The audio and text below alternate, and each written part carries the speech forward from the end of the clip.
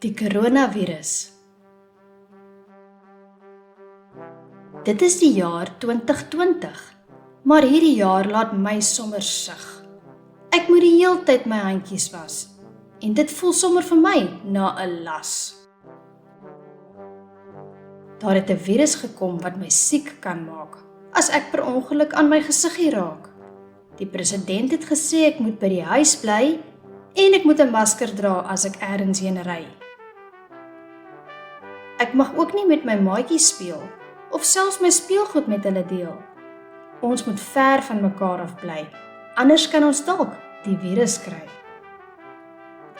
Ek voel partykeer bietjie hartseer hieroor. Hierdie virus kom soek sommer net skoor. Maar mamma sê, ons moet net vasbyt. Die virus is amper verslaan en dit is 'n feit.